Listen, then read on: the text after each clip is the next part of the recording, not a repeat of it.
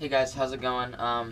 Right now I'm getting ready to start building my Axial SCX10 Jeep Wrangler G6 kit, and I figured I would turn on the GoPro, start filming some video, and at different parts during the build, show you kind of what I do, the different things that I do, my little tips, my little tricks. So yeah, there's just going to be clips of certain things, whatever I really come across and decide I want to film. And show you guys how I do certain things. So yeah, here we go. Okay guys, so to begin, I open up the manual and the first step says open bag A. So I got bag A, I opened it up, and within bag A, there's a whole bunch of different bags. So for me, what I like to do, it seems to make things go smoother and just a little bit more neater. I like to open up all the bags that were in there. But then when you're going to start building, it's kind of hard to get what you want, out of the bag. So what I do is I have these little containers, and what I do is I just empty out the contents of each bag into each container, and it just keeps things a lot easier, and it still keeps it organized at the same time, so you don't just have separate piles.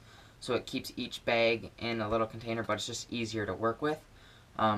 So yeah, that's just one of my tips that I use, and I'll continue on building. Okay guys, so one of the first things that I like to do before starting actually building my car is I like to take my wheels and tires and I like to wash them with not warm, but just some soapy water. And I like to do this because it helps it makes the tires stickier for one, and it just gets all the dust and everything that could possibly be on the wheels and tires from the factory, gets all that off of it, and it's going to allow for your wheels to glue better and stick better to your tires.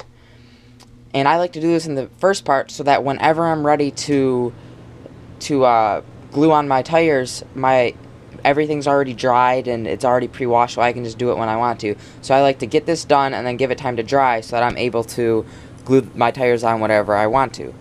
So yeah, moving on now. So one little tip that I have, it involves building your shocks. Now, this method I got from watching Joe Ferguson. He has a really good, just search Joe Ferguson, that's his channel name, and he has a really good video on explaining how to do these shocks. But basically what it is the way you assemble it, you don't follow the instruction manual exactly, and it allows you, when your shock compresses, you don't get a lot of rebound, and what that'll do is it'll give you more articulation.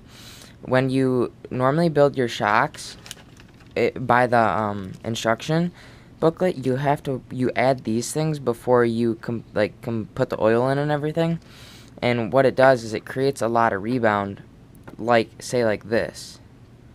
It'll create like a lot of rebound like that, and you won't get as much articulation. But if you want a really in-detailed process of how to do this, go check out Joe Ferguson.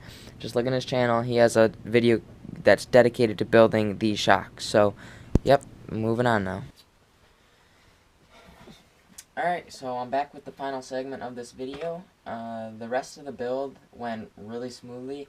I didn't encounter any other problems or really anything else that I felt like I needed to share with you guys. But yeah, I'm really happy with how the truck turned out. I have yet to run it yet just because it's been snowing a lot, so there's a lot of really deep snow, and so it's just, I don't know, I just haven't felt like it would be the best conditions, but I'll probably take it out pretty soon. So yeah, I really like how the body turned out. What I ended up doing with the body was I sprayed it with I used automotive paint. It was just like a army type green, and then I sprayed it with a back blacking on the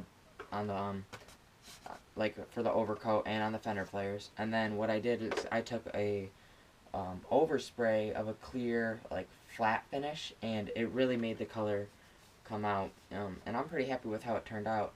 I don't really feel the need to use actual RC paint on my scalar trucks. That's what I did with the Wraith. I didn't use RC paint, and it's held up fine, so hopefully it should be okay.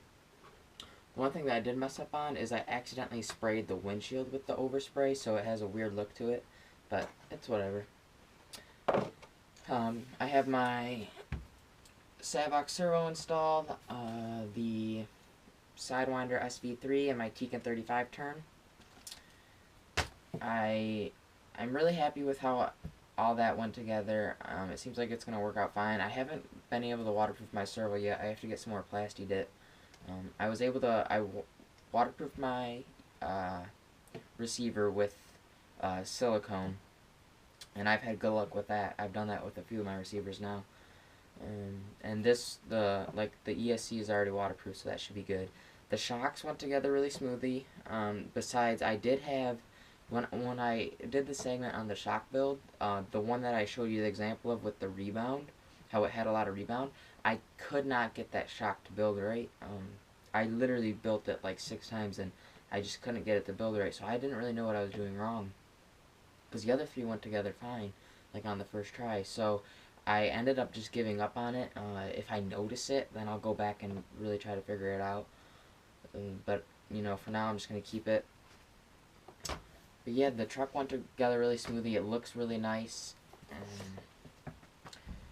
I'm gonna probably pretty soon here work with the LED kit that I already have, that I showed you in a previous video. I might end up buying one of the Axial ones, the light kit. And then I'll have to get another BEC because I used the other one that I had. But yeah, for now, this is how it sits. Probably not going to be doing too much to this. Maybe get some aluminum upper links, but I don't see that coming in the near future. But yeah, that's pretty much about it. I really like the truck. I really like how it turned out. I think it looks awesome. The one thing that I had a problem with, which you can't really tell in here, but the stickers. Like, I had a really hard time putting on stickers. Maybe I'm just terrible at putting on stickers, but I messed them up a little bit. But you know what? It's alright. It still looks good. So yeah, it's definitely a great looking kit. Can't wait to get it out on the trails. So catch you later, guys.